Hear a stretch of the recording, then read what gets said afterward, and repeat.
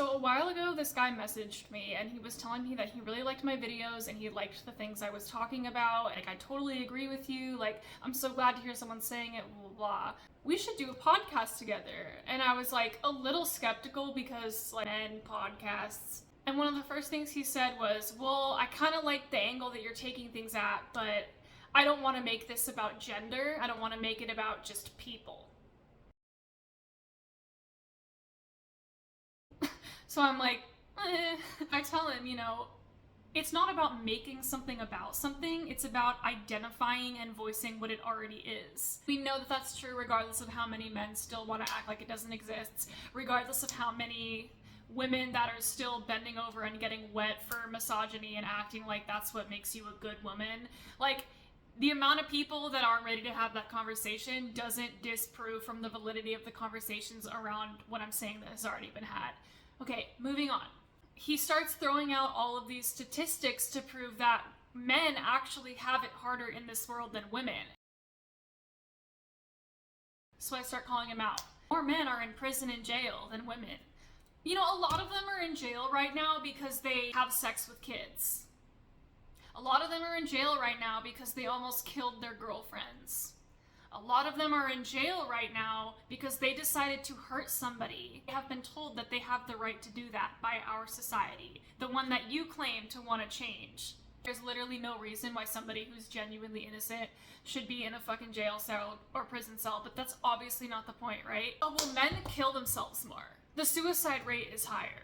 I am so tired of men using that statistic to try and disprove the suffering of women and trying to act like we're all on the same battlefield. I have empathy for anybody that's ever unalived themselves, and I have empathy for anybody that's ever had to struggle with the sensation of wanting to die. I knew what it meant to be suicidal before I knew that there was a word for being suicidal. But that doesn't mean that I'm gonna ignore the fact that what you said was inherently sexist.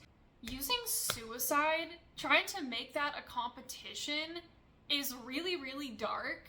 But when you do it with the undertones of misogyny, let's talk about it. You want to convince me and sit here and tell me that because the suicide rate for men is higher, that is indicative of the fact that they suffer more, that they are more marginalized than the gender they have been actively destroying from the inside out. The reason why using that statistic to try and deny the reality of misogyny and the patriarchy is so fucked up is because, I'm sorry, but I don't think men offing themselves more statistically often than women, first of all, is even an accurate representation of stats. Because you know how many women are suicidal right now because they're experiencing domestic violence? A lot of men kill women in their own homes before she even gets the chance to off herself if she's been pushed to the point of being suicidal.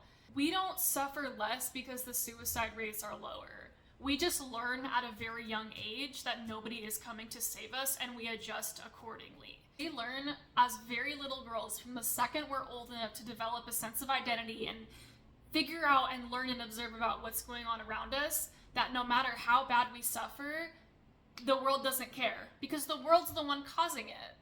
And when we go to get help, we're told that we're crazy, or that we're overreacting, or that we're being dramatic, or any other excuse in the book that's been thrown at our gender. For most women are not even safe in their own families. Not even just society, but like the home that they go home to that's supposed to be their safe haven, or at a very bare minimum, just a neutral place where they're not constantly being endangered. Women who don't off themselves but have been suicidal, we die while we're alive. And then we resurrect ourselves. And then we walk out into the world and we start being exactly who the fuck we are before everybody tried to dim us down and make us like these small, meek versions of nothing. A lot of the wellness and happiness and peace that you see in women actually came after a period in their lives where they didn't want to be alive anymore and they were actively idealizing and possibly even planning, possibly even made some attempts to end their lives. You have to really go down, down, down into the pits of hell to crawl your way back up. And then you might have to do it a million more times. Every woman goes through that. Every girl that goes from girlhood to womanhood has to go through the process in some way, shape, or form of that innocence inside of her dying, because she realizes it is never going to be held by the world. It is never going to be cared for or respected in the way that it should be. So she has to learn how to do it herself. And in order to do that, the amount of death that you have to go through, I don't even want to just try and describe it because I'm not going to have the words to do justice for it. Women have been doing this for so long that part of the reason men made religion was to nail a man to a cross and have him come back to life after physically dying to try and like match what we do. The same reason they made baptism a thing. We pop humans out of our pussy and you guys had a fucking old crusty bald pedophile dip a baby in water to try and mimic the same thing. Like, you cannot emanate that in your wildest dreams. That's why I always thought that the story of Jesus was so stupid, because I'm like, you're trying to use this man as the poster child for what you think death is, but it's not about dying and then just like resuscitating back to life.